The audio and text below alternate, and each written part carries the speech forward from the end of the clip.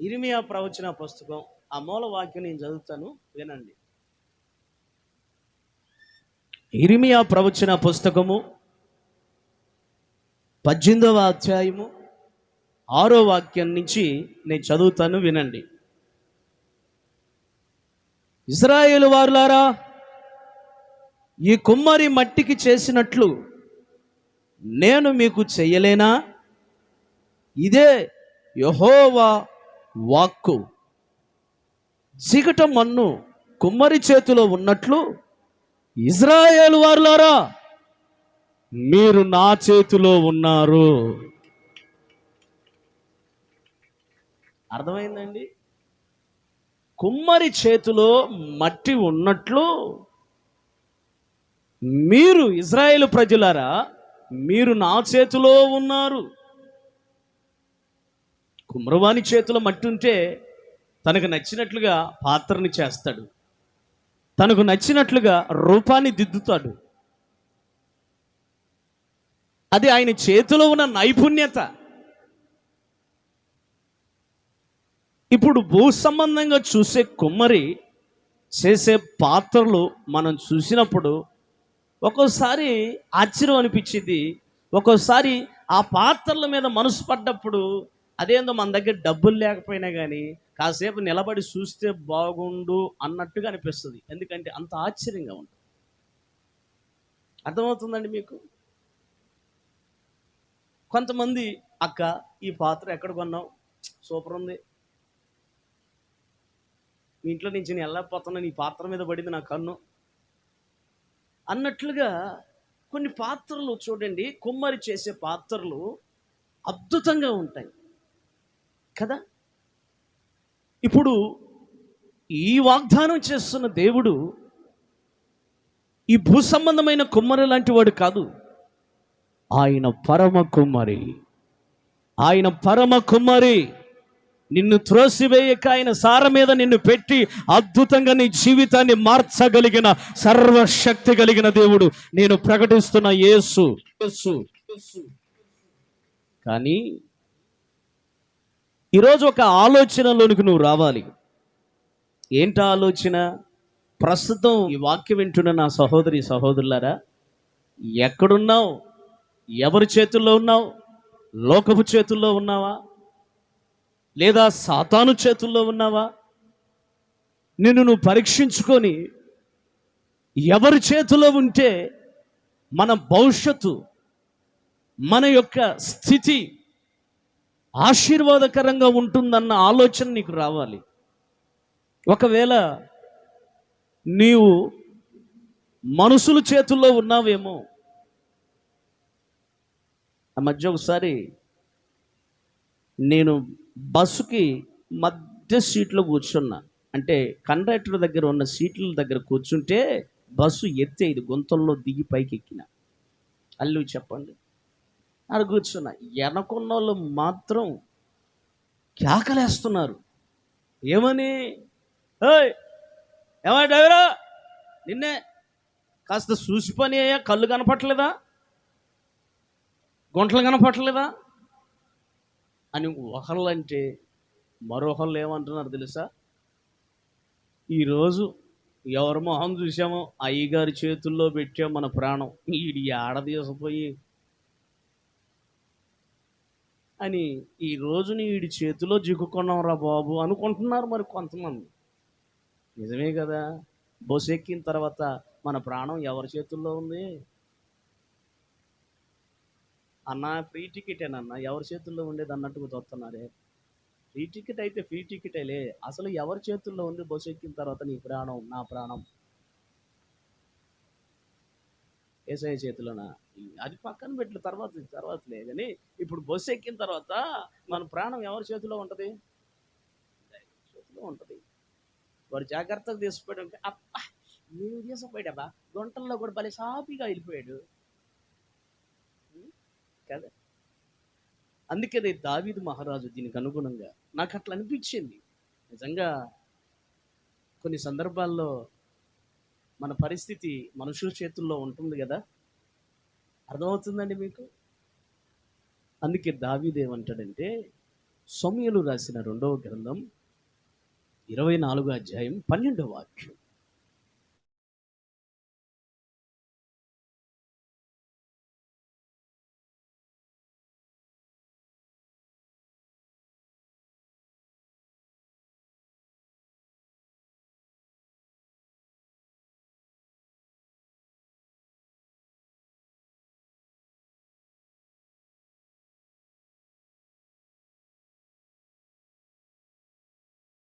యెహోవా చేతిలోనే మనం ఉందుముగాక. దావీదుకున్న కోరిక, దావీదుకున్న కష్టము, దావీదుకు వచ్చిన ఇబ్బంది, దావీదుకు వచ్చిన పరిస్థితి ఏంటంటే మనుషుల చేతిలో నలిగిపోయాడు. ఆయన ఆలోచన చేసి ఒక నిర్ధారణకు వచ్చిన విషయం ఏంటంటే, మనుషుల చేతిలో నా పరిస్థితి, నా స్థితి ఉండకూడదు. జీవము కలిగిన యేసయ్య చేతుల్లోనికి నేను రావాలి. అది ఆయన నన్ను చెక్కుకున్నాడు. అసలు యేసయ్య కోరికే అది. అర్థమైందా? తల్లి గర్భమున రూపింపక మునిపే, పిండముగా రూపింపక మునిపే ఆయన చేతులు మనల్ని రూపుదిద్దాయి. సృష్టి ఆరంభములోనే ఆయన పోలిక చొప్పున మనుషుణ్ణి దేవుడు తన స్వహస్తాలతో, అరే బాబు నాకెందుకురా ఈయన్ని చేయటానికి, నా పోలిక ఒక మనిషి చేయండి అని చెప్పేసి ఎవరికొకరు చెప్పొచ్చు. ఆ పని ఆయనే పెట్టుకున్నాడు. ఎంతటి ప్రేమ కలిగిన దేవుడు! చప్పట్లు కొట్టు. నిన్ను నన్ను చెక్కటానికి ఆ పని ఎవరికొక అప్పచెప్పొచ్చు. కోట్ల కొలది దూతల మధ్యలో యెహోవా పరిశుద్ధుడు, పరిశుద్ధుడు, పరిశుద్ధుడిని కొనియాడబడుతున్నటువంటి దేవదేవుడైన, సింహాసనాసీనుడైన ఆయనకి ఎవరు, ఏ వ్యక్తి సరిపోలేడు, సరిపోల్చబడలేడు. అంతటి మహామహిమ కలిగిన సింహాసనాసీనుడైన యేసు క్రీస్తు ఆయన ఈ భూలోకానికి వచ్చి భూమిలో నుంచి మట్టిని తీసి పరమ కొమ్మరిగా మనిషిని రూపుదిద్దుకున్నాడు ఆయన పోలికగా. ఆయన ఆలోచన ఏంటంటే, నిన్ను నన్ను కన్న దేవుడు నీ కొరకు, నా కొరకు ఆఖరి రక్త బట్టు వరకు సిలువలో ఆయన రక్తాన్ని చిందించిన యేసయ్యకున్న ఆశ, అభిలాష, కోరిక ఏంటంటే అనునిత్యము ఆయన స్వహస్తాలతో చేయబడిన నువ్వు నేను ప్రత్యక్షణమైన కళ్ళ ముందు కనపడాలని, ఆయన చేతిలో ఉండాలని. ఆయన చేతిలో నిన్ను నన్ను చెక్కుకున్నాడు. హల్లెలూయా చెప్పండి. చూడుము, చెప్పండి, చూడుము నిన్ను నా అరచేతుల్లో చెక్కుకున్నాను. ఎందుకు? సాతాను కబంధ హస్తాల్లో నువ్వు ఉండకూడదు, మనుషుల హస్తాల్లో నువ్వు ఉండకూడదు. దావీదు అంటున్నాడు, మనుషుల చేతిలో పడుట కంటే జీవము కలిగిన యెహోవా చేతిలో పడుట మేలు. ఈ రోజున నీ పరిస్థితి ఏంటో, శ్రమ పెట్టేవారి చేతిలో నువ్వు ఉన్నావేమో. బైబిల్లో రాయబడిన మాట ఏంటో తెలుసా? అబ్రహాం అంటాడు తన భార్య అయిన శారాతో, హాగరు నీ చేతిలోనే ఉంది, నీకిష్టం వచ్చినట్టుగా నువ్వు చేసుకో.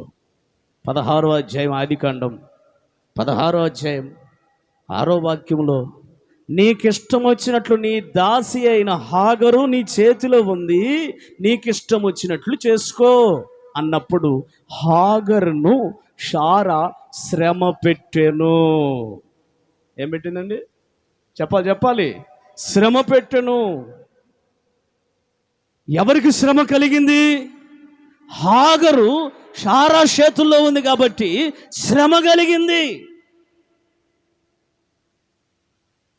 కొంతమంది ఉన్నారండి అత్తలు, కోడళ్ళు శ్రమ పెట్టేవాళ్ళు లేరా?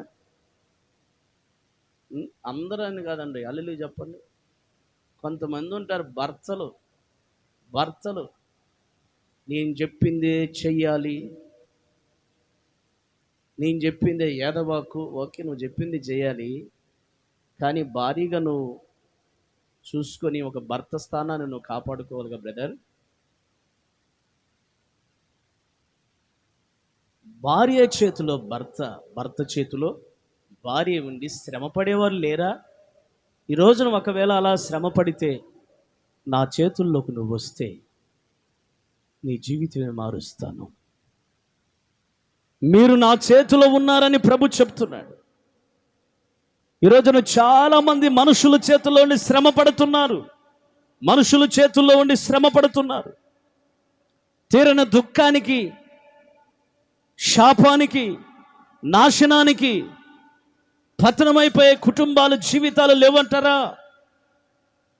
ఒకవేళ ఈ వాక్యం వింటున్న నీవు మనుషుల చేతిలో శ్రమ పొందుతున్నావేమో, శ్రమ పడుతున్నావేమో, శ్రమల పాలైపోతున్నావేమో, దేవుడు అంటాడు, మనుషుల చేతిలో ఉండేదానికంటే నా చేతులు నువ్వు ఉంటే శ్రమ నుంచి నిన్ను విప్పిస్తాను. ఐగుప్తులో ఉన్నటువంటి ఫరో నుంచి విడిపించిన, బాధ నుంచి విడిపించిన, మనుషుల చేతుల్లో ఉంటే శ్రమ. అల్లు చెప్పండి హల్లెలూయా. మనుషుల చేతుల్లో ఉంటే ఏం కలిగింది? నీకు శ్రమ కలిగింది. ఇప్పుడు నీ ఆలోచన ఏంది? అసలు పాఠం ఏంటి అంటే దేవుని చేతుల్లో నువ్వు ఉండాలి. అల్లు చెప్పండి. ఇప్పటి వరకు ఎవరి చేతుల్లో ఉన్నావో అది నీకు తెలుసు. దేవుడు మాట్లాడుతున్నాడు, మనుషుల చేతిలో ఉంటే నీకు చెప్పండి శ్రమ. న్యాయాధిపతుల గ్రంథం 6వ అధ్యాయం 9వ వాక్యం.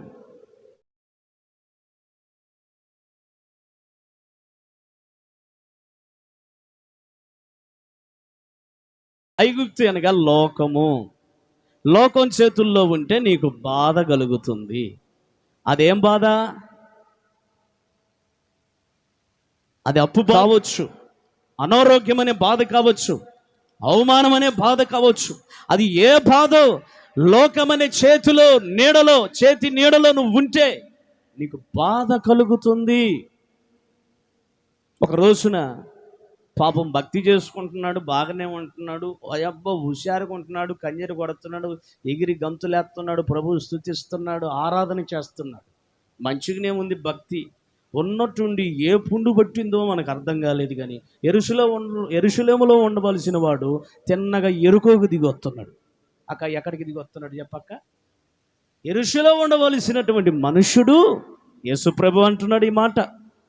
యెరూషలేములో ఉండవలసిన ఒక వ్యక్తి తిన్నగా ఎరుకోకి విష్ చేయటానికి వస్తున్నాడు. ఏంటో మొత్తానికి కాసేపటి శికారు చేసి వద్దాము అని చెప్పేసి దేవుని సన్నిధాన పడుతున్న యెరూషలేములో నుంచి ఎరుకోకి దిగి వస్తున్నాడు. దిగి వస్తున్నప్పుడు దొంగలు వాడిని కొట్టి, దొంగని చేతిలో వాడు కొట్టబడి, లూకాసు వర్తమానం 10వ అధ్యాయం 30వ వాక్యం. 10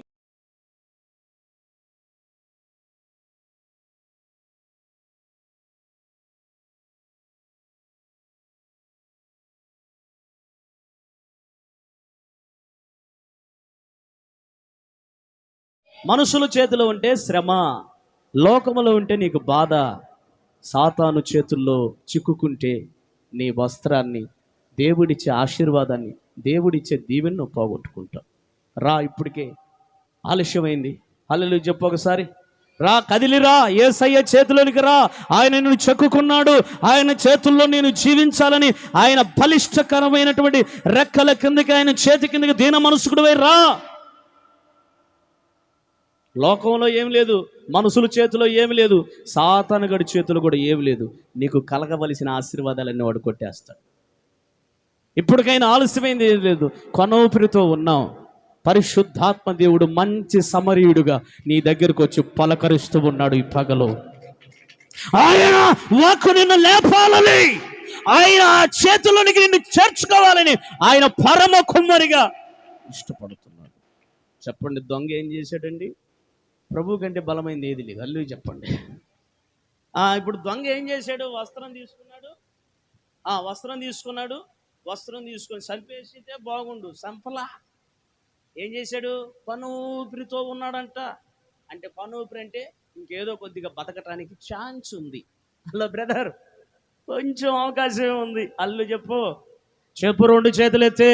నువ్వు అనుకుంటున్నావు ఇంకా చాలా ఉంది, నా కండలు కరగలేదు, ఇంకా నా గూని వెనక రాలేదు, ఇంకా ఇప్పుడే రక్షణ ఎందుకు అని నువ్వు అనుకుంటున్నావు. కానీ సాతానుగాడు నీ మీద టార్గెట్ పెట్టాడు. నీకు అవకాశం కొంచెమే రా బాయ్, సిస్టర్, నీకు అవకాశం కొంచెం అవకాశం. కొనూపిరితో నువ్వు ఉన్నావు. కొనూపిరితో ఉన్న నీవు పరిశుద్ధాత్మ దేవుడు మాట్లాడుచూ ఉండగా దేవుని సన్నిధిలో బ్రతకాలని ఒక తీర్మానం చేసుకుని యేసయ్యని సొంత రక్షకుడిగా అంగీకరిస్తే ఆయన చేతులకు నువ్వు వస్తావు. కొన్నూపూరు నుంచి పైకి లేపుతాడు నిన్ను ఆశీర్వదిస్తాడు. సాతాను చేతులు నీ జీవితంలో సాతానుడు దొంగిలించినవన్నీ కూడా తిరిగి మరల నా ప్రభు నీకు ఇవ్వబోతున్నారు. ఆమేన్, హల్లెలూయా. మంచిది, వాక్యం వినండి. విషయం ఏంటంటే, ఈ మధ్య ఒక సాటికి వెళ్ళాను. చెప్పండి, నాతో చెప్పండి. మనుషుల చేతిలో ఉంటే శ్రమ అనండి, లోకపు చేతిలో ఉంటే బాధ, సాతాను చేతుల్లో ఉంటే మనం ఏం పోగొట్టుకుంటాం? దేవుని రాజ్యాన్నే పోగొట్టుకుంటాం. రక్షణ లేని వారికి పరలోక రాజ్యము లేదు. మరి ఈ మూడిట్లో ఎక్కడున్నారు, ఎక్కడ ట్రాఫిక్లో ఉన్నారో నాకు అర్థం కాలే. ఈ మూడు మాత్రం ఫుల్ ట్రాఫిక్లో ఉన్నాయి. ఏ ట్రాఫిక్లో ఉన్నావు నువ్వు తెలుసుకో. ఆ ట్రాఫిక్లో నుంచి నువ్వు బయటికి రావాలని దేవుడు మీరు నా చేతిలో ఉన్నారని మాట్లాడుతున్నాడు. హల్లెలూయా చెప్పండి, హల్లెలూయా. అసలు ఈ కొమ్మరి ఎంత అద్భుతంగా, ఈ కుమ్మరి దగ్గరికి వెళ్ళి ఈ ఇర్మియా ప్రవర్త గారు వెళ్ళి చూస్తుంటే ఒక కొండ తయారు చేసాడంటండి. కొండ తయారు చేయగా ఆ కొండ పళ్ళుమని ఇరిగిపోయింది. దాన్ని మరలా ఏం చేశాడు తెలుసా? ఈ కుమ్మరి మరలా మట్టిని షార మీద పెట్టి అద్భుతమైన పాత్రలు చేశాడు. చేసిన తర్వాత అబ్బా అనుకున్న సందర్భంలో యేసయ్య అంటాడు, ఇదిగో ఇశ్రాయేలు ప్రజలారా, ఈ కుమ్మరి మట్టికి చేసినట్లు నేను మీకు చేయలేనా? చేతకానివాణ్ణా? సామర్థ్యత లేనివాణ్ణా? ఈ మట్టికి కుమ్మరి చేసినట్లు నేను మీకు చేయబోతున్నాను. కుమ్మరి చేతిలో మట్టి ఉన్నట్లు మీరు నా చేతిలో ఉండాలి. హల్లెలూయా చెప్పండి, హల్లెలూయా. రెండు చేతుల్లో చెప్తారా? ఈ మధ్య ఒకసారి ప్రార్థనకి వెళ్తున్నాను ఒక చోటికి. బస్ కోసం నేను అలాగా బస్ స్టాండ్లో కొంచెం అక్కడ ఒక చోట నిలబడ్డాను. హోటలు ఉంది, బస్ స్టాప్ ఇటు ఉంది. నేను అలా నిలబడుకొని ఉన్నా. ఆ హోటల్లో నుంచి ఒక గొడవ వినబడుతుంది. ఏందని కొంచెం అటు కన్నేసా. వేస్తే ఆ హోటల్ ఓనర్ని ఈ కస్టమర్స్ వస్తారు కదండి, ఈ కస్టమర్స్ తిట్టేస్తున్నాడు. ఏమయ్యా, పేరైతే భలే పేరు పెట్టుకున్నావు, బోర్డు బాగానే పెట్టావు, ఏంది పూరి ఎట్టుంది, ఏంది దోశ ఎట్టుంది, ఏంది ఇది ఇడ్లీ అనేది అని అంటా ఉందంటే ఆ ఓనర్ ఒకటే పదం, ఒకటే పాట పాడుతున్నాడు. చెయ్యి మారింది. చెప్పండి, ఏం మారింది? చెయ్యి మారింది అంటున్నాడు. అయ్యా ఏమనుకోవద్దు, ఏం మారింది? అలా బ్రదర్ మీకు అర్థమైంది ఏమన్నా కొంచెం? ఆ ఓనర్ని కస్టమర్స్ ఎందుకు తిడుతున్నాడంటే చెయ్యి మారిందంట. అంటే ఆ రోజు వచ్చే వంట మాస్టర్ రాలేదు, వేరే వంట మాస్టర్ వచ్చిందంటే, చెయ్యి మారిందంటే వేరే వంట మాస్టర్ వచ్చాడని హల్లెలూయా చెప్పు. చెయ్యి మారిందంటే షార్ట్ కట్లో చెబుతున్నా, నాకు అర్థం కాదు అన్నట్టుగా నోరు తెరిచి అట్లా చూస్తున్నా. హల్లెలూయా చెప్పండి. చెయ్యి మారితేనే అంత కంగారు అయిపోయింది. నిజమే, హల్లెలూయా చెప్పండి. నాకు అర్థమైంది, ఓహో రోజు చేసే వంట మాస్టర్ చాలా టేస్టీగా చేస్తాడేమో, ఆయన చేతి వంట అంత టేస్టీగా ఉందేమో, అందుకే ఈ ఓనరు పదే పదే కస్టమర్తో బతిని అడుగుతున్నాడు. చెయ్యి ఏం మారింది? కొంతమంది చూడండి, హల్లెలూయా చెప్పండి, అదే చికెను, అదే పసుపు, అంతా ఒకటే, కానీ అన్నీ ఒకటే, కానీ వంట మాత్రం. హల్లెలూయా చెప్పండి, హల్లెలూయా. చేస్తారా అమ్మలు? నీకేది కావాలంటే, అమ్మాయి కొత్తిమీర లేదా, కొత్తిమీర తీసుకొస్తా. గసగసాలు కావాలా, గసగసాలు దేవుడు గుమాయించో అంటున్నాడు. ఏం చేస్తాం పాపం, కడుపులో మంట, కడుపులో ఆకలితో పాపం ఆడన్నీ తెచ్చి ఏ ఐటెం కావాలంటే ఆ ఐటెం తీసుకొచ్చు. అన్నీ కావాలి అమ్మగారికి. కానీ చివరికి వచ్చిన తర్వాత ఏముండదు, సారం. అదే ఐటెం అమ్మ వచ్చి నిలబడ్డదనుకో, అల్లు చెప్పండి, అదే నూనె, అదే పసుపు, చెప్పండి, అదే కారం, అదే తాళి, అదే లాలి, కానీ టేస్ట్ మాత్రం వెరైటీ. ఐటమ్స్ అయ్యే, కానీ ఏం మారింది చెప్పండి? ఏం మారింది? అబ్బ, మనుషుల చేత్తోనే ఇంతటి అద్భుతం ఉంటే, అన్నయ్య అన్నయ్య వచ్చి గ్యాస్ పొయ్యి ముట్టియాలి, అక్క కూడా రావాలి. ఓకే, పొయ్యామా? పొయ్యి ప్రార్థన చేసేటప్పుడు ఆ అక్క అంటది, మీ చేతి సలవ బాగుంటుంది అనుకుంటగా, బాగుంటుందంట, నేను విన్నాను అన్నయ్య, కొంచెం గ్యాస్ పొయ్యి ముట్టించండి అన్నది. ముట్టించా. అక్క కూడా ఒక పొయ్యి ముట్టించా, నేను ఒక పొయ్యి ముట్టించా. అక్క పొయ్యి కాడికే కాదు, మందిరానికి కూడా రావాలన్నా. అదేందో అర్థం కాలేదు. 4 వారాలు కనపడలే పొయ్యి ముట్టించిన తర్వాత. 4 వారాలు కనపడలేదండి.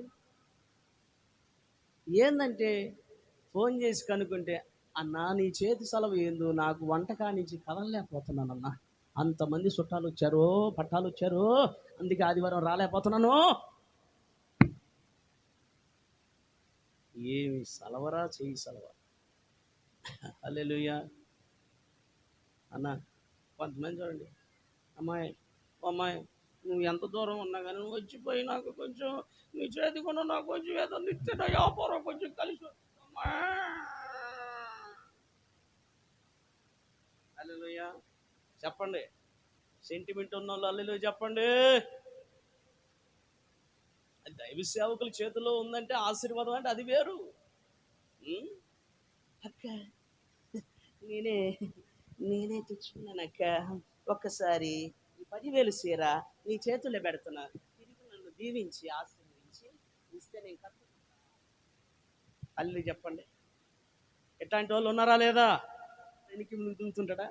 ఆ తాగుబోతోడి దగ్గరికి పోయి, అమ్మా ఈ వదినమ్మ అంటది, అమ్మా బాబాయ్ దగ్గరికి పోయి దీవెనలు అందుకోండి అమ్మా అంటది. పెళ్లి కొడుకు మీద పడతాడో పెళ్లి కూతురు మీద పడతాడో తెలియదు, పుల్లుకు తాగడు, రా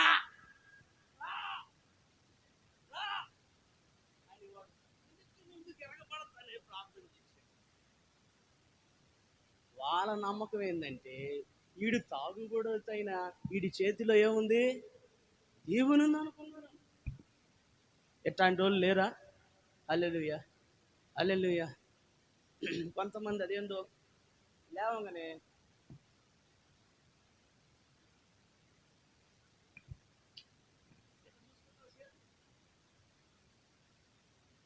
ఎందుకంటే బాగుంటుంది, ఎవరు చేయాలని చూసి ఎవరు మొహం చూసేవంటే ఏదో ఒకటి గుర్తుకుంటుంది.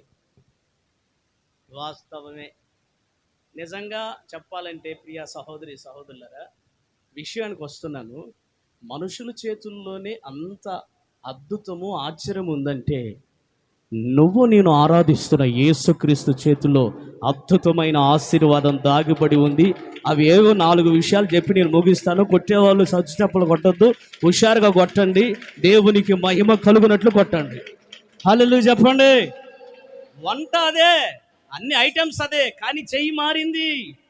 మనుషుల చేతుల్లో అంత దేవుని అంటే జీవము కలిగిన యేసయ్య చేతులు ఎంత ఆశీర్వాదం ఉందో ఒకసారి ఆలోచన చెయ్యి. అల్లి చెప్పండి చెప్పండి చెప్పండి. ఈరోజు ఏమంటున్నాడు? మీరు నా చేతిలో ఉన్నారు.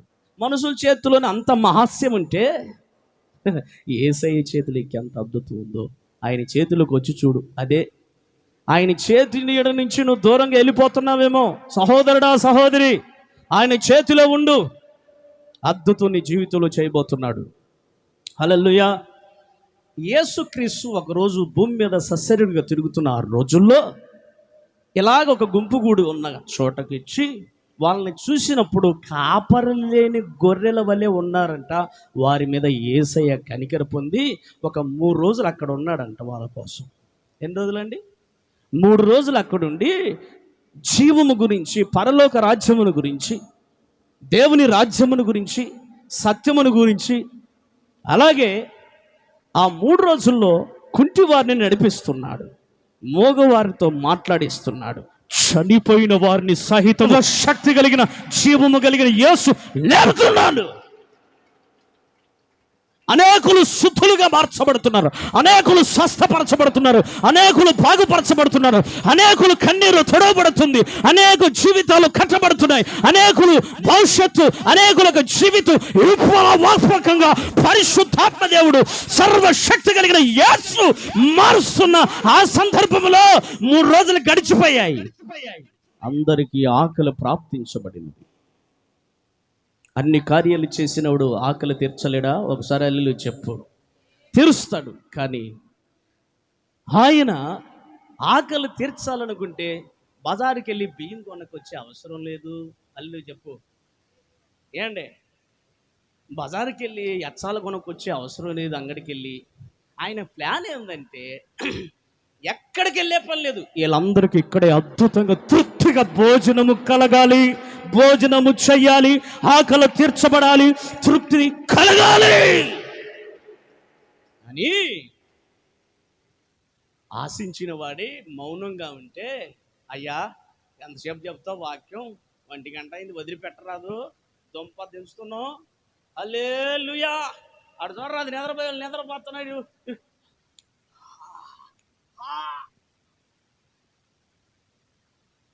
నిద్రపోతున్నారు. మాట్లాడుకునే వదిలిపెట్టరాదు. యేసు ప్రభు ఆకలితో ఉండి వీళ్ళకి కొంతమంది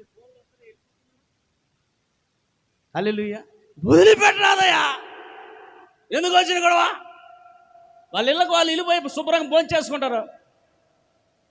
ఉపాస ప్రార్థన అంటే ఉపాస ప్రార్థన 3 రోజులు పెట్టిండి, వెనకాక పెట్టిండలే అని చెప్పేసి కొంతమంది చేస్తే, నువ్వు వదిలిపెట్టవా? సరే పోయి ఏమన్నా మరి పోయి ఆడికి ఏమైనా పోయి తీసుకురామంటే డబ్బులు ఉన్నాయా అని అంటే, నా దగ్గర ఏం లేవు, కానీ మీరు ఆహారం పెట్టాలి. అల్లు చెప్పండి. హల్లెలూయా. సరే ముగిచ్చేసా. అల్లు చెప్పండి అంటే వాక్యం కాదు, ఆయన వాక్యం ముగించండు, నా వాక్యం ఇంకా ముగించబడలా, ఫస్ట్ మాటలోకే రాలే ఇంకా నేను. అల్లు చెప్పండి. వినాలనుకున్న వాళ్ళు చెప్పండి. హల్లెలూయా. ఆయన ముగించి మరి ఇంకేంది భోజన కార్యక్రమం ఏంది, సంగతి ఏంది, మరి ఉపదేశం ఏందని ఫిలిప్ని అడిగితే, అయ్యా ఫిలిప్ లెక్కల మాస్టర్ ఆయన. ఏ మాస్టరు? ఇంతమందికి కానీ భోజనం వండాలంటే సుమారుగా 10,000 లేనిది కాదయ్యా అని అందరికీ లెక్కలు వేసేస్తే, కాదు నువ్వు లెక్కలేస్తావు నా ముందే అన్నట్టుగా దేవుడు అలాగ చూస్తున్నాడు. యేసయ్య. ఈలోగా సీమోను పేతురు అనబడుతున్నటువంటి సహోదరుడు లెగిసి, ఆంద్రయ్య, అయ్యా ఏమి లేదయ్యా, నాకు ఒక ఐడియా వచ్చింది, నాకు ఒక బొడ్డోడు కనపడ్డాడు. చెప్పండి చెప్పండి. నాకు ఒక చిన్నోడు కనపడ్డాడు. కనపడి వాడి దగ్గర నేను ఒకటి చూశాను. అదేంటో తెలుసా? 5 రొట్టెలు, చెప్పండి 2 చేపలు ఉన్నాయి. అది నేను చూశానయ్యా. అవునా? అది నేను చూశాను అన్నప్పుడు నాయకురాలు నాగమ్మలాగా లేచేది వాళ్ళమ్మ. అల్లు చెప్పండి. ఏమయ్యా ఆంధ్రయ్య, నీ కంట్లో నీ ఒంట్లో మా అబ్బాయే కనపడ్డాడా? వాడికేదో ఫెసలుగా నేను వేపుడు చేసుకుని 2 చేపలు తెచ్చాను, ఒక 5 రొట్టెలు తెచ్చాను, వీడు అసలే తిండిపోతాడు. అమ్మా ఆకలే అంటాడు, ఎప్పుడప్పుడు మధ్యలో ఎప్పుడు అంటాడో తెలియదని తెచ్చి పెడితే, నా అబ్బాయే, నా పిల్లగాడే కనపడ్డా నీకు అని నాయకురాలు నాగమ్మలాగా లేవలేదు.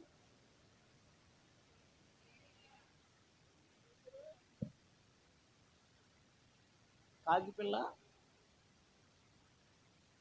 అల్లు చెప్పండి. మరి అంతే, మరి ఏ తల్లి అయినా అదే ఆలోచన చేసింది.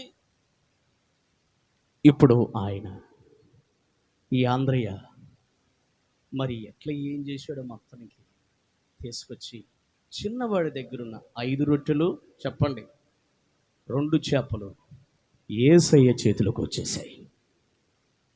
యేసయ్య చేతిలోకి వస్తే దాన్ని విరిచి ఆశీర్వదించి, పంతులుగా కూర్చోండి అని చెప్పి 5,000 మందికి పురుషులు తృప్తిగా ఆకలి తీర్చబడి తృప్తి చెందబడి ఇంకా 12 గంపలు ఎత్తబడెను. చెప్పండి హల్లెలూయా, హల్లెలూయా. ఎన్ని చేపలు? 2 చేపలు. విషయం ఎంత దాడా? అక్కడ ఎంతమంది ఉన్నారు? 5,000 మంది పురుషులు ఉన్నారని రాయబడింది. ఆడవాళ్ళు ఎంతమంది ఉన్నారు లెక్క రాయలాడ. వాస్తవంగా మాట్లాడితే, వాస్తవంగా మీరేమనుకోనంటే ఆడవాళ్ళు ఎక్కువ తింటారంట. నిజం. ఉడికిందా లేదని ఒక ముక్క, అసలు ఉప్పు సరిపోయిందా లేదని ఒక ముక్క, కాదు కారం ఆయనకి ఎక్కువ ఉండాలని మరొక ముక్క, అట్టట్ట చేసి మొత్తానికి 1/2 కిలో మాంసం కథం కొండ పొయ్యి మీద నుంచి దిగేసరికి కథం 1/2 కేజీ మాంసం ఎగిరిపోద్ది. అవునా కాదా? ఇది నిజం అన్నోళ్ళు ఒకసారి వెళ్ళి చెప్పండి. ఒకవేళ కానీ నువ్వు రుచి చూడక, మీ తప్పేది లేదమ్మా. ఎందుకంటే మీరు ట్రై చేయకపోతే వాడు చేయి చేసుకుంటాడు, మీరు టేస్ట్ చేయకపోతే ఆడు మరి ఏం చేస్తారు? మూర్ఖుడు.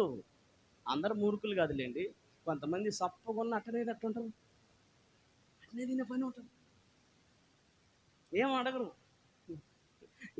ఎట్టుందంటే అసలు నువ్వు వండితే మామూలు కాదంటారు. కొంతమంది భార్యని ప్రేమించే వాళ్ళు అట్ట అంటారు. అన్నీ కరెక్ట్గా ఉన్నాను, ఉప్పు చాలలేదు, పప్పు చాలలేదు, కరివేపాకు ఎంత వేసేమైంది, సిన్నులపాయలు అంటే నాకు శర్రలెగిద్ది, సిన్నులపాయ. కొంతమంది ఇలాగా ఏది మొత్తం మీద ఏదైనా ఆడవాళ్ళు ఎక్కువ తింటారని సంగతి నిర్ధారణ చేశారు మొత్తానికి. ఎందుకంటే వాళ్ళకి ఏది తిన్నా అరిగిపోద్ది. మొత్తం మీద 5,000 మంది పురుషులకే లెక్కేశారు. మరి ఇక స్త్రీలు ఎంతమంది ఉన్నారు, పిల్లలు ఎంతమంది ఉన్నారు? ఒక్కొక్కడు తింటాడండి, బండ 3 ప్లేట్లు తింటాడు ఒక్కొక్కడు. అట్లాంటి వాడు ఉంటారా ఉండరా? వేల మంది ఉన్నారు. మొత్తం మీద అనేకులకు ఆకలి తీర్చబడింది, తృప్తి చెందారు, ఇంకా 12 గంపలు ఎత్తబడ్డాయి. విషయం ఏంటంటే, ఈ 5 రొట్టెలు 2 చేపలు ఎక్కడికి వచ్చాయి? ఏ చేతిలోకి వచ్చాయి? మనుషుల చేతిలోకి వచ్చాయా? వింటున్నావా సహోదరి? ఎవరి చేతిలోకి వచ్చాయి? మరి నీ జీవితం ఎవరి చేతిలోకి రావాలి? విషయం చిన్నదే. నువ్వు అనుకుంటున్నావు నేను కూడా గొప్ప, నేను కూడా గొప్పదే, నాకు అంతటిది నువ్వు అనుకుంటున్నావు. కానీ ఆయన అంటాడు విషయము చిన్నదే, కానీ దాన్ని పెద్దదిగా చెయ్యగలిగిన వాడు యేసుక్రీస్తు. నా ప్రియ సహోదరి సహోదరులారా, నువ్వు ఇచ్చేది 1/2 బస్తా వడ్లే, ఎన్ని బస్తాలకు వస్తున్నావు చెప్పాలి. మన ఆలోచన ఏంటంటే ఎంత ఎత్తితే అంత పోసుకుంటాం. కానీ ఆయన ఏమంటాడంటే, నువ్వు కొద్దిగా ఇచ్చావనుకో, ఒక 1/2 బస్తా ఇచ్చావనుకో, 10 బస్తాలు వస్తాయి. అల్లు చెప్పండి. ఏంటి 5 రొట్టెలు 2 చేపలు 5,000 మందికి ఎలాగ ఆహారం అంటే, ఆయనలో జీవం ఉన్నది, సర్వశక్తి కలిగిన దేవుడు. హల్లెలూయా చెప్పండి. నువ్వు ఇచ్చేది ఎంత? ఒక బస్తా వడ్లు ఎత్తితే 25 బస్తాలు ఉప్పు వస్తావు. అర్థమవుతుందా? దీంట్లో ఎలాగెత్తుతున్నావంటే, ఇప్పుడు బస్తా ఇస్తే నేను 40 బస్తాలు వరి కోసుకుంటాను, నమ్మకం నీకుందా? అల్లు చెప్పండి. హల్లెలూయా. మరి ఈ నమ్మకం ఉన్నప్పుడు యేసయ్య నా జీవితాన్ని, మనుషులకు పనికిరాని నా జీవితాన్ని, నా బ్రతుకుని నా ప్రభు చేతుల్లో నీ పెడితే అద్భుతంగా మార్చగలడు నా ప్రభు అనే నమ్మకం నీ గుండెల్లో ఈ పగలు పుట్టునుగాక. హల్లెలూయా. వాస్తవంగా చిన్న బిడ్డల దగ్గర నుంచి ఏమి తీసుకోలేము. ఇప్పుడు ఆయన చేతిలో నీ జీవితం వచ్చిందనుకోండి, అనేకులకు ఆకలి తిరిగి ఆకలితో పాటు తృప్తి చెందుతారు. అలాగే నీ జీవితం యేసయ్య చేతుల్లోకి వచ్చిందనుకోండి, అద్భుతంగా అనేకులకు ఆశీర్వాదకరంగా దేవుణ్ణి ఉంచుతాడు. అల్లు చెప్పండి. ఈ రోజున యేసుక్రీస్తుని నువ్వు నేను ఎందుకు వెంబడిస్తున్నావు తెలుసా? పొలం కొనటానికో, బైక్ కొనటానికో, పిల్లలు పుట్టడానికో, ఆస్తులు పెరగటానికో, ఆశీర్వాదం కొరకు యేసు ప్రభుని వెంబడించక నువ్వు అలా వెంబడిస్తున్నావేమో సహోదరి సహోదరుడు. కొంతమంది చూడండి, వాళ్ళ నిద్ర, వాళ్ళ తిండి, వాళ్ళ పిల్లలు, వాళ్ళ ఆస్తి వాళ్ళదే. ఇంకా దేవుడు ఇంకా ఎన్ని ఇచ్చినా పర్లేదు, మా పిల్లలు మేము హ్యాపీ హ్యాపీ హ్యాపీ. ఇలాగ నువ్వు కానీ క్రైస్తవుడని వెంబడిస్తే యేసయ్యని, నీ వల్ల ఏం ప్రయోజనం లేదు. అసలు నువ్వు బైబిల్ పట్టుకోవడం వేస్ట్. దేవుడి మందిరానికి రాకపోవడమే మంచిది. అల్లు చెప్పండి ఒకసారి. ఏంటండి పాస్టర్ గారు అలాగంటున్నావు? మరి నువ్వు దేనికి పుట్టావు? ఎందుకు బ్రతుకుతున్నావు? ఎందుకు పోతున్నావు ఈ లోకంలో నుంచి? అర్థం ఉండాలి కదా. నువ్వు పుట్టింది దేవుని సంకల్పం నెరవేర్చడానికి. నువ్వు ఎందుకు పుట్టావో తెలుసా? 10 మందికి ఆశీర్వాదకరంగా ఉండటానికి. హల్లెలూయా చెప్పండి. ఆయన చేతిలో ఉన్న ఆశీర్వాదం నిజమైన ఆశీర్వాదం. ఆయన చేతులు నువ్వు వస్తే నువ్వు అనుకుంటున్నావు ఆశీర్వాదం అంటే యేసుప్రభుని నమ్ముకున్నా మగపిల్లగాడు తగ్గింది, పన్ను ఊడిపోయేది, ఊడకుండా నిలబడ్డది అని నువ్వు అనుకుంటున్నావు. ఎక్కడికి ట్రాప్ కాదు, నీ వరకే కదా ఇది ఆశీర్వాదం కాదంట్లా. నువ్వు అనుకుంటున్నావు ఇది ఆశీర్వాదం అని. అల్లి చెప్పండి. అయ్యా అయ్యా యేసయ్యా, ఇప్పుడు ఈ అరణ్యంలో ఇప్పుడు నాకు కనపడ్డావు, నిచ్చెన వేసావు, నిచ్చెన మీద నుంచి దేవదూతలు చెప్పండి దిగుతున్నాయి, ఎక్కుతున్నాయి.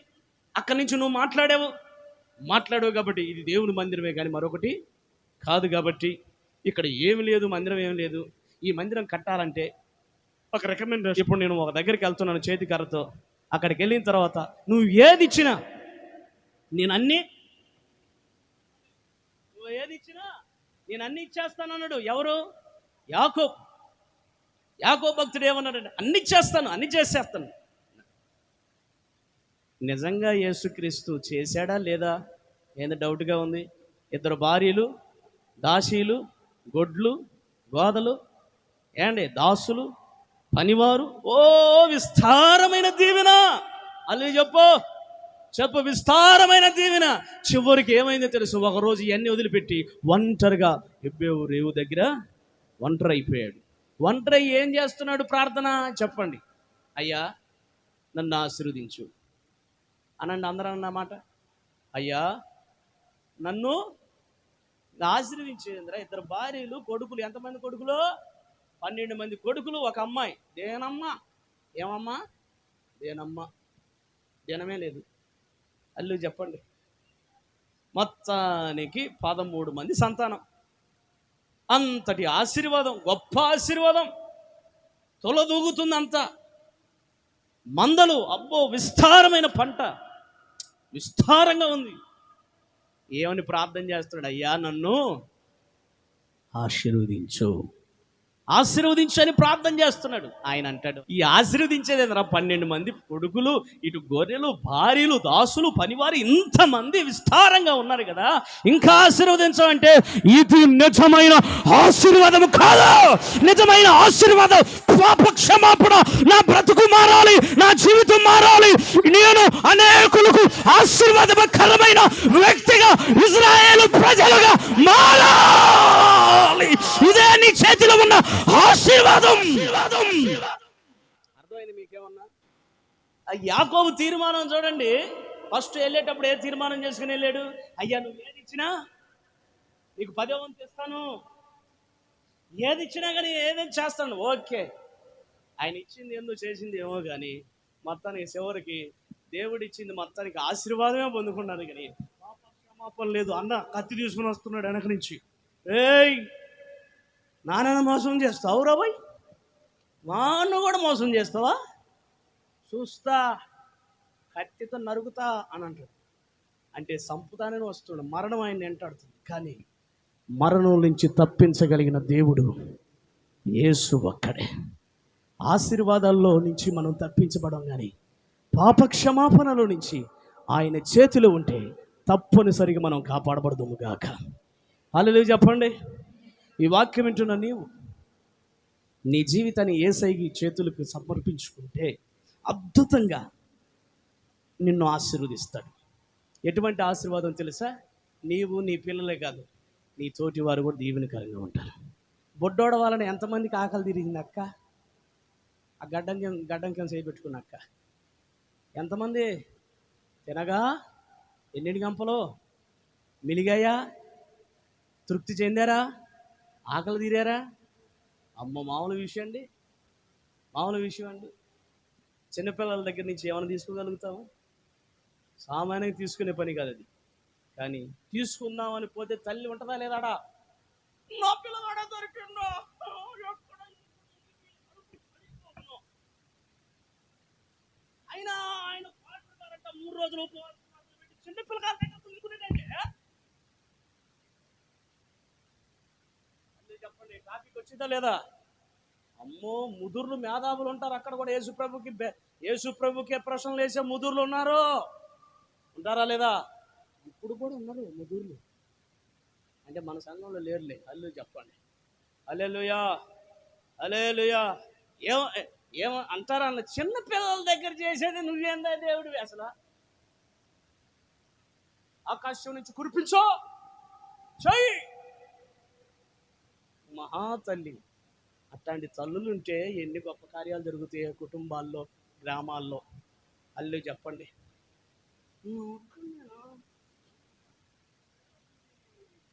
ఎంతమంది? 5,000 మంది. నీ గ్రామానికి నువ్వు ఒక్కడివే చాలు. నశించిపోతున్న ఆత్మలు రక్షించడానికి నువ్వు ఒక్క మనిషివే చాలు. ఒక్క తల్లి చాలు, ఒక్క చిన్నవాడు చాలు. ప్రాణాలతో బతకటానికి, తృప్తి చెందటానికి, ఇంకా ఆశీర్వాదం మిలిగి ఉండటానికి ఒక్కలు చాలు. అర్థమవుతుంది మీకు? కానీ ఆ చిన్నవాడు ఎటువంటి హృదయం అంటే, నా జీవితాన్ని ఏసై కంపెత్తే ఆయన అద్భుతంగా ఆయన చేతిలో నిజమైన ఆశీర్వాదం నలుగురికి దీవెని కలిగి నన్ను మారుస్తాడు. అల్లు చెప్పండి. నువ్వు అనుకోవచ్చు నా కుటుంబం, నా పిల్లలు దేనికి పనికిరాదని నువ్వు అనుకోవద్దు. ఏసై చేతిలో పెట్టండి. నువ్వే కాదు 10 మందికి ఆకలి తీర్చేటట్లుగా, 10 మంది తృప్తి చెందేటట్లుగా ఆ దేవుని ఆశీర్వాదం నీకు ఇవ్వబోతున్నాడు. కొట్టు చప్పట్ల హల్లెలూయా. రెండవ విషయాన్ని మనం గమనిస్తే, ఆయన కుడి చేతిలో సంపూర్ణమైన సంతోషము, సుఖములు కలవు అని 16వ కీర్తన 11వ వాక్యంలో మనం చూస్తాం. మొదటిగా ఆయన చేతిలో నువ్వు వస్తే 10 మందికి ఆశీర్వాదకరంగా ఉంటావు. బుడ్డోడు వలన ఎంతమందికి ఆకలి తీరింది చెప్పండి? 5,000 మందికి. బుడ్డోడు నిజంగా ఆ రోజు చేసిన త్యాగం ఎటువంటి త్యాగమో తెలుసా? ఇప్పుడు కూడా ఆ త్యాగం పలకరెత్తనే ఉంది మనల్ని. అల్లు చెప్పండి. నేను ఈ మధ్య పోయిన వారం గుంటూరు వెళ్ళా. ఎందుకో తెలుసా? ఒక దగ్గర మందిరం ఓపెనింగ్కి వెళ్ళా. ఆ ఊర్లో డాంబర్ రోడ్ లేదు. అల్లు చెప్పు. వినాలనుకున్న ఒకసారి చెప్పండి. డాంబర్ రోడ్ లేదు. బరిగొడ్లు మాత్రం గుంపులు గుంపులు ఉన్నాయి. గొర్రెలు మాత్రం మందలు ఉన్నాయి. బైక్ మాత్రం ముందుకు పోవట్లేదు. మనిషి కూడా దాటడానికి కూడా లేదు. అంత చండాలంగా రోతగా ఉంది.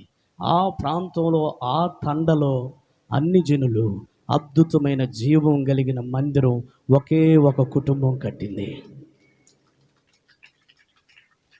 ఒకే ఒక కుటుంబం స్థలం ఇచ్చి మందిరం కట్టించి, నేను మరలా తిరిగి ఇక్కడికి వచ్చేంతవరకు అదే ఆలోచన.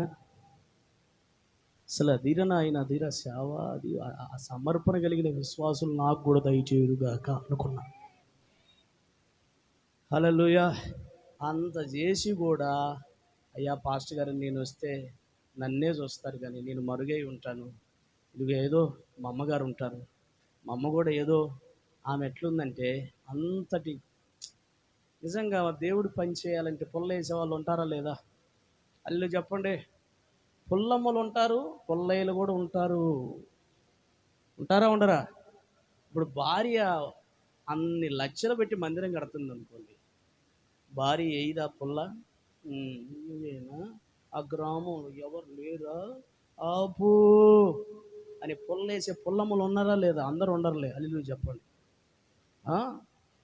పుల్లమ్మలు ఉంటారు చెప్పండి. పుల్లయ్యలు కూడా ఉంటారు. పుల్లేసే పుల్లయ్యలు, పుల్లేసే పుల్లమ్మలు. కానీ ఆ కుటుంబంలోని పిల్లలు, భార్య పుల్లమ్మలు కాదు, పుల్లయ్యలు కాదు. అద్భుతంగా అంత చేసి కూడా ఏదో మా కొరకు చిన్న ప్రార్థన చేయండి అని ఆ మినిస్ట్రీకి రాసేసి అద్భుతంగా చేశారు. భోజనాలతో సహా. ఆ ప్రాంతం ఏమైనా బైపాస్ ఉందా? రోడ్డు ఏం లేదు. పల్లెటూరు, కొండ పక్కన ఒక 50 ఏళ్ళు 60 100 ఇళ్ళు ఉన్నాయేమో. అన్ని జనులు. నాకు ఆశ్చర్యం అనిపించింది. అసలు ఎంతటి త్యాగం. ఆ దైవజనుడు నిలబడి అంటాడు, ఈ ప్రాంతంలో నుంచి కలెక్టర్లు లేవబోతున్నారు, ఇంజనీర్లు లేవబోతున్నాడు దీవించాడు. నిజమేనండి.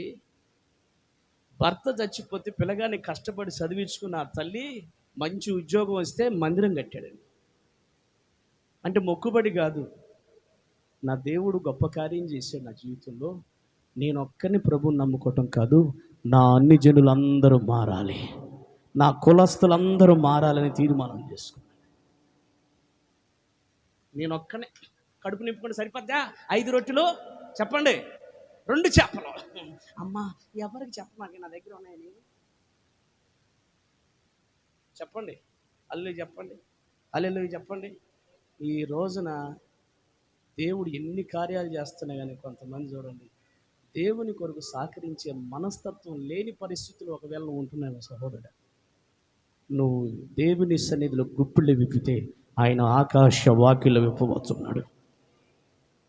ఆయన సన్నిధిలో సంపూర్ణమైన సంతోషం కలదు, ఆయన చేతిలో సుఖములు కలవు. దేవునికి మహిమ కలుగును గాక. హల్లెలూయా చెప్పండి, చదవమ్మా.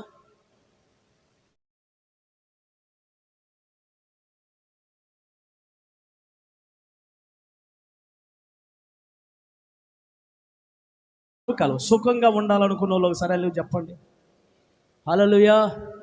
నా ప్రియ సహోదరి సహోదరులారా, సామెతల గ్రంథంలో రాయబడిన మాట ప్రసంగి 5:12, ప్రసంగి 5:12లో రాయబడిన మాట ఒకసారి గమనిద్దాం.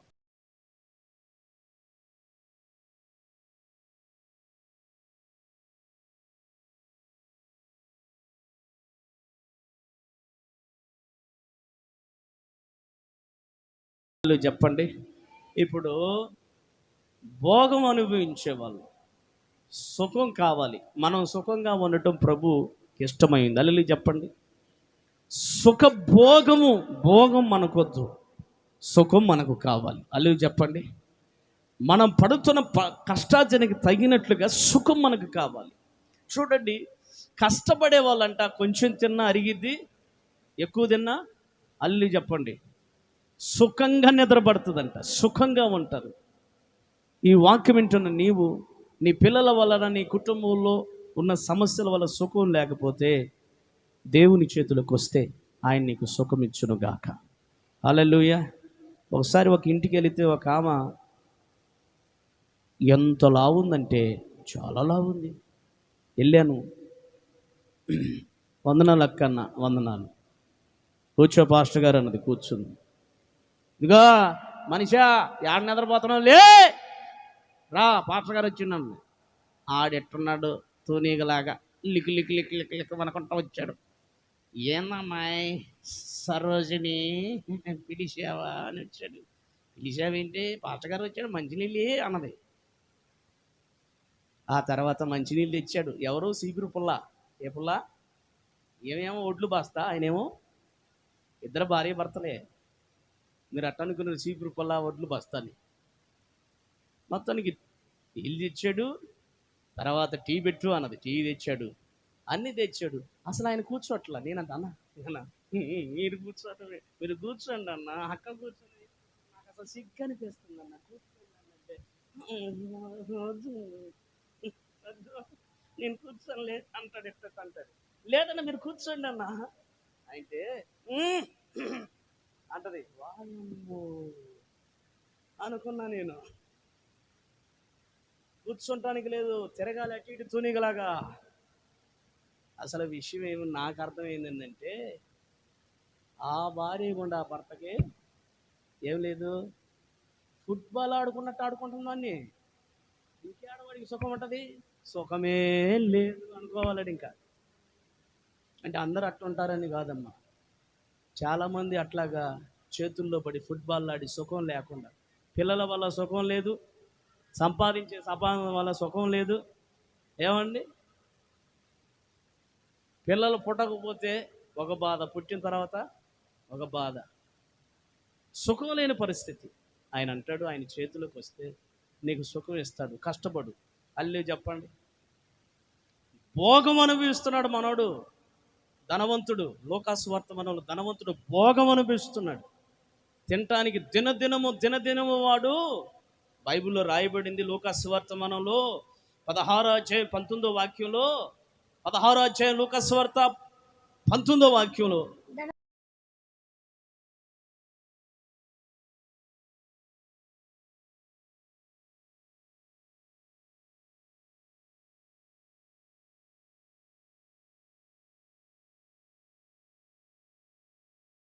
పేరు, ఈ ధనవంతుడు చచ్చిపోయాడు, లాజరు చనిపోయి, లాజరేమో పరలోక రాజ్యంలో ఉన్నాడు, ధనవంతుడేమో నరకంలో ఉన్నాడు.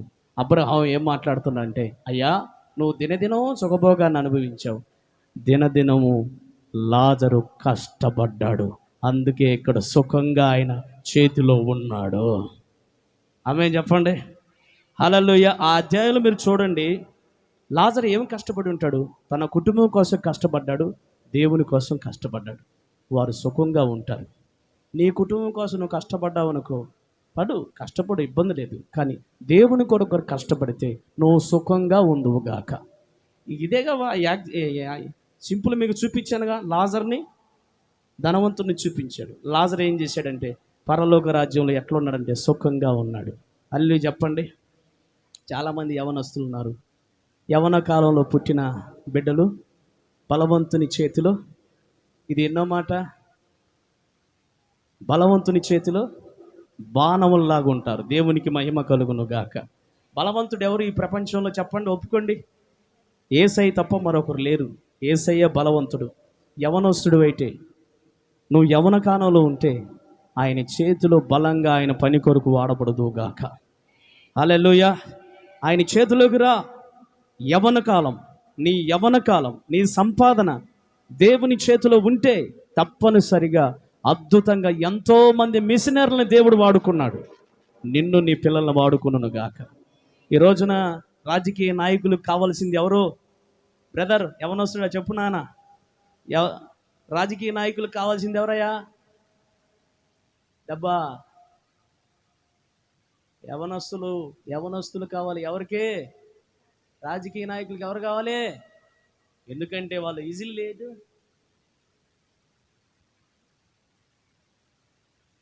జెండాలు పడుకు ఒక్కోడు ఆ సైలెన్సర్ బీగుతాడు రా బాబు, సైలెన్సర్ బీగుతాడు.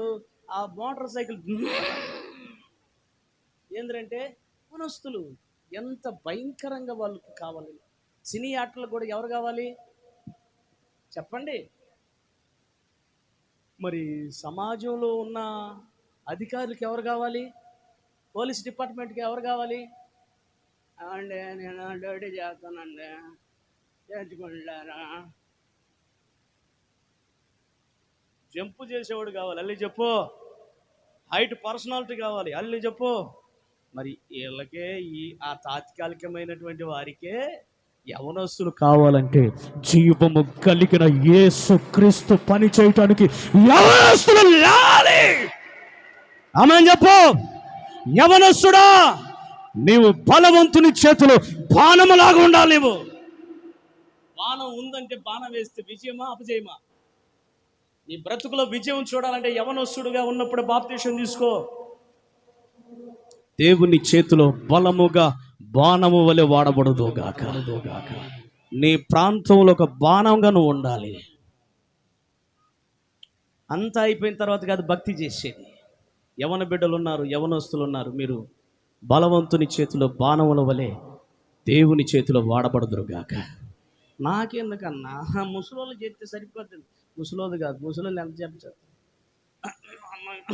అమ్మాయి ఈరోజు పరిచయం చేయాలని ఉంది, కానీ నాకు కొంచెం నడువు అంగట్ల, కాళ్ళు అంగట్ల ఒక ఆయన. అదే యవనస్తుడు నిలబడ్డాడు అనుకో, టక టక టక టక టక టక ఏ పనైనా చేయగలడు. చప్పట్లు కొట్టు. నిజం చెప్పండి, పెద్దవాళ్ళని కించపరిచి మాట్లాడటం కానీ వాళ్ళకున్న బలహీనత అయిపోయింది, వయసు అయిపోయింది. ఒకప్పుడు చేశారు, ఒకప్పుడు గోడలు దూకారు, ఒకప్పుడు చేయలేని పనులని చేశారు, చివరికి ప్రభుని నమ్ముకున్నారు, ఇప్పుడు భజనలోకి దిగారు. ఓకే, యవనంలో భజనలోకి దిగామనుకో, యవనంలోనే దేవునిలోకి దిగామనుకోండి, బలవంతుని చేతిలో బాణంలాగా ఉంటారు. నీ పిల్లల్ని పంపించు.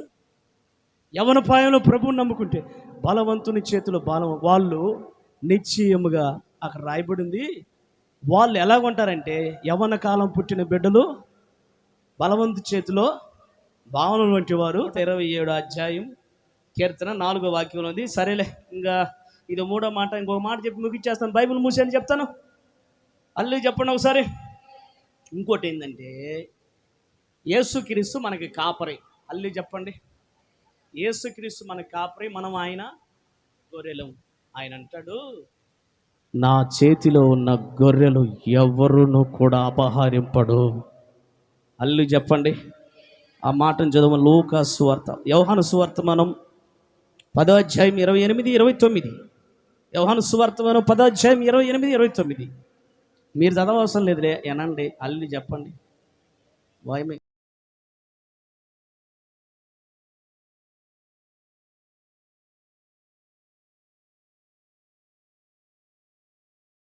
ఏముందో తెలుసా? మొట్టమొదటిగా నిజమైన ఆశీర్వాదం. నిజమైన ఆశీర్వాదం అంటే ఏంటి బ్రదరు? నువ్వే కాదు, నీ పక్కన వాళ్ళు కూడా నిన్ను బట్టి ఆశీర్వదించబడు. అదే ఆయన చేతిలో ఉన్న ఆశీర్వాదం. రెండోది ఏంటంటే, సుఖం ఉంది ఆయన చేతిలో. వస్తావా సుఖానికి? సుఖం కావాలన్నా చెప్పండి. హల్లెలూయా. సుఖం కావాలనుకున్న ఎవరి చేతులకు రావాలి? ఆయన చేతులు ఏముంది? మరి చెయ్యి మారితేనే అంత వంట రుచి మారిందంటే ఆయన చేతి, మనుషుల చేతిలోనే అంత రుచి మారిందంటే యేసయ్య చేతులకు వస్తే నిజమైన ఆశీర్వాదంగా మారిపోతావు నువ్వు. యేసయ్య చేతులకు వస్తే నువ్వు ఒక సుఖంగా మారిపోతావు. యేసయ్య చేతులకు వచ్చావనుకోండి, మూడోదిగా బలవంతుని చేతిలో ఒక సాధనంగా మారిపోతావు. నీ ప్రాంతంలో యేసు వైపు తిప్పే సాధనంగా మారుదుగాక. యేసును ప్రకటించే సాధనంగా మారుదుగాక. నీ కుటుంబంలో, నీ బంధువుల మధ్యలో క్రీస్తు ప్రేమను చూపించే సాధనముగా మారుదుగాక. రా ఆయన చేతిలోకి. ఆలస్యమైన వాళ్ళను, పాస్టర్ గారిని ముగించేయండి, ఆలస్యమైన అన్న వాళ్ళని ఆలు చెప్పండి ఒకసారి. చూసుకోండి, 4 దాకా వదిలిపెట్టండి మిమ్మల్ని. హల్లెలూయా. అంతసేపు ఏమో వదిలిపెట్టకుండా ఏమన్నా అయిపోయింది. చివరి మాట ఏంటంటే, నా చేతిలో వారిని ఎవ్వరూ అపహరింపరు, అపహరింపబడరు. వాళ్ళు నశించరు, వారు నిత్య జీవం పొందుకుంటారు. ఆయన చేతిలో ఏముంది చెప్పండి? నిత్య జీవం ఉంది. ఆయన చేతిలో నశింపు పాడు అనేది ఉండదండి. ఆయన చేతిలో ఉంటే నీకు భద్రత కలుగునుగాక. హల్లెలూయా. క్షేమము కలుగునుగాక. సాతానుగాడు అంటాడు, ఫరో సైన్యం అంటది, వామ్మో యేసుక్రీస్తు వాళ్ళతో ఉన్నారా, వారి కొరకు ఆయన చాచిన బాహు చాపి ఎర్ర సముద్రాన్ని రహదారిగా తీర్చాడు. ఇప్పుడు దాకా మన చేతిలో ఉన్నాం కాబట్టి మనం ఇటుకరాలు చేయించుకున్నాం, చేయరాని పనులని చేయించాము, మామూలు విషయం కాదు. ఇప్పుడు బలవంతుడైన నజరేయుడైన యేసయ్య చేతిలోకి వచ్చాడు కాబట్టి ఆయన ఎర్ర సముద్రాన్ని రహదారిగా మార్చాడు. ఆయన వారి పక్షమున నిలిచి ఆయన హస్తం మన విషయమై యుద్ధము చేస్తున్నాడు, మన మీద యుద్ధం చేస్తున్నాడు. దేవునికి మహిమ కలుగును గాక. మునిగిపోయింది ఎవరు? నశించిపోయింది ఎవరు? శత్రు సైన్యమనబడుతున్నటువంటి ఫరో సైన్యం. ఈ దరి నుంచి ఆ దరికి జారిన వారు, చేర్చబడ్డవారు ఎవరు? ఇజ్రాయేలు ప్రజలు. హల్లెలూయా చెప్పండి. హల్లెలూయా. సింహాల్లో వేసారా? సింహాల్లో అయిపోయింది, ఇంక దానియేలు ఫినిష్. ఆ పేరు ఇంకా రేపొద్దున కనపడదు అనుకున్నారు. దానియేలు సింహపు గోనులో నుంచి ఒక మాట వినపడుతుంది, రాజు చిరంజీవి జీవించదు గాక. కారణం ఏంటి?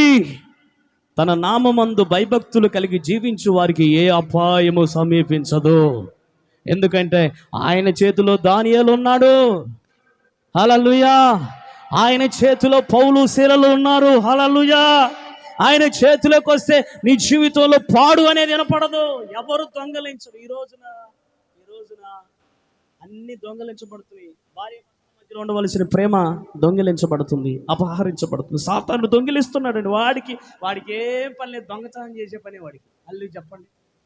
నానా విన్నావా? వాడికి ఏం పని, సిగ్గులేనుడు. పిలవకుండా ముందే వస్తాడు, పిలవని పేరంటాడు కూడా సిగ్గులేనుడు. అల్లు చెప్పండి. వస్తాడా? నేను ఎంత నవ్వుకుంటారా? ఏం బాగున్నాడా? పెద్దోడు బాగున్నాడా? ఏంటి ఈ లోపల ఏదో ఒక పుల్ల వేసిపోతాడు.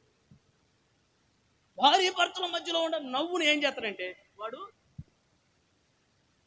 పేరే చెప్పండి, దొంగ. అల్లు చెప్పండి. హల్లెలూయా. వాడు దొంగిలిచ్చేస్తున్నాడండి.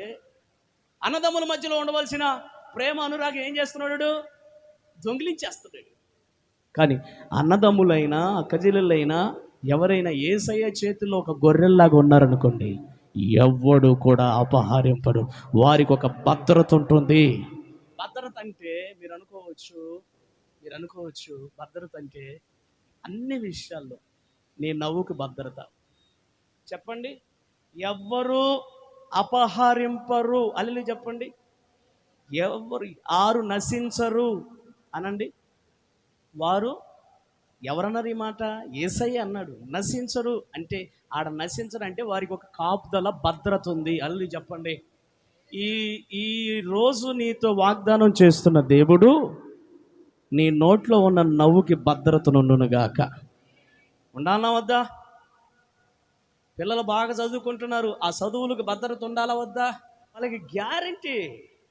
అదేమో ఇప్పుడు పుట్టిన పిల్లకాయలు సెల్ ఫోన్ పట్టుకొని పాలు తీసుకొని పని చేయాలంటే ముసలోళ్ళు లేచి బాగా హుషారుగా పని చేస్తున్నారు. అల్లెలుయా, యేసు రక్తమే జయం. Alleluia, alleluia. నాకు ఏమంటది, నేను వంగితే మా ముగ్గురు కోడళ్ళు జరిపూడు అట్ట కొడతారు రొట్టె. ఏం తిన్నావమ్మా అంటే, ఏం తినేదండి? జొన్న రొట్టె. మరి ఇప్పుడు కోడలు fried rice, curd rice, lemon rice, పొయ్యే రైసులు తినమాకండి నా తల్లి. కొద్ది కొట్టండి. అల్లి చెప్పండి, కొట్టండి అన్నది జొన్న రొట్టె కొట్టమంది. రాత్రి పాపం దయానందం గారికి కుర్చీ అయిపోతున్నా. ఏంటంటే, నువ్వు కూర్చున్నావు కానీ నేను కింద కూర్చోటో చూసుకో అన్నాడు. చూడు అసలు వయసోళ్ళలాగా ఎట్టుకుంటు చూడు. మా నాన్న ఉన్నాడు చూడు, వదిలిపెడితే పార పట్టుకొని సెగ పుట్టిద్ది అంతే. ఆయనతో పోటీ ఎవరు రారు. అది ఆ గూకుండు చూడు ఒక ఆయన, ఆ గోడ కానికి ఆయనకి గోడ సపోర్ట్ ఉంటేనే ఆయన. ఎంత నీకు వయసు అంటే, ఎంత అన్నయ్య 25. అల్లెలు చెప్పు, ఆయన చేతిలో ఉంటే నీ బలానికి భద్రత, నీ ఆయుష్కి భద్రత. ఆమె చెప్పు, కొడుకుల మధ్యలో ఉన్న సమాధానం భద్రత. మన డబ్బు మనకి భద్రత తెస్తుందా సిస్టర్? ఉద్యోగం, నగలో మన సంపాదనకి భద్రత ఉండాలి వద్దా? భద్రత లేకపోతే అన్నయ్య అదే అన్నయ్య అంటలేదు అన్నయ్య, వారం తిరిగి వచ్చేసరికి డాక్టర్కి పోతున్నావు అన్నయ్య. పోయి అల్లి చెప్పు, నీ సంపాదన కూడా యేసయ్య చేతిలోకి రావాలి. హల్లెలూయా, హల్లెలూయా. మరి ఎంతమంది చెప్తున్నారు నాకు తెలియట్ల సంపాదన. దశం భాగం హల్లెలూయా చెప్పండి. బొడ్డోడు ఆలోచన చేసి దేవుని సన్నిధికి ఇస్తే అనేకులకు ఆశీర్వాదకరంగా మారింది. ఈ రోజున నీ జీవితంలో అన్నీ భద్రంగా ఉండాలంటే నీ కష్టార్జితం కూడా దశం భాగం అడిగి రావాలి, యేసయ్య చేతిలోకి రావాలి. దాన్ని ఏం చేస్తాడంటే, దాన్ని ఒక 10 బస్తాలు నీకు వడ్లు రావాలంటే ఒక విత్తనం వేస్తే 4 విత్తనాలు వేస్తే 10 బస్తాలు వచ్చినట్టు నువ్వు ఇచ్చేది పిడికడు, దేవుడిచ్చేది ఆకాశవాక్యుడు. నమ్మిన వారి చప్పట్లు కొట్టండి. మంచిది, ఓకే. ఇంకా చాలు. హల్లెలూయా చెప్పండి. ఇప్పుడు మొదటికి ఆయన చేతులు ఏమని చెప్పండి? నిజమైన ఆశీర్వాదం ఉంది. ఆయన చేతులు ఏమని చెప్పండి? రెండోదిగా చెప్పండి, నీ డబ్బులో, నీ బంగారంలో, నీ చీరల్లో, ఏండే నీ కుటుంబంలో, నీ పిల్లల్లో లేని సుఖం ఆయన చేతిలో ఉంది. రా, ఆయన చేతులకు రా. ఆయన చేతులకు నీ జీవితం పెట్టేసి, ఆయన చేతులు ఏముంది తెలుసా? ఆయన చేతులకు నువ్వు వస్తే ఒక సాధనంగా మారతావు. ఆయన చేతులకు నువ్వు వస్తే నీకు ఒక భద్రత కలుగుతుంది. ఒక చిన్న ప్రార్థన, కళ్ళు మూసుకోండి. పరిశుద్ధుడైన తండ్రి, మహోన్నతుడా, ఈరోజు నీ సన్నిధికి వచ్చిన వారందరినీ చేతులకు నడిపించి, దుష్టుడు నీ జీవము కలిగిన మాటలు ఎత్తుకోపోకుండా ప్రతి ఒక్కరిలో ఫలింపజేయుదుగాక అని యేసు నామమున అడిగి పొందుకొని ఉన్నాం తండ్రి, ఆమేన్. హల్లెలూయా చెప్పండి ఒకసారి.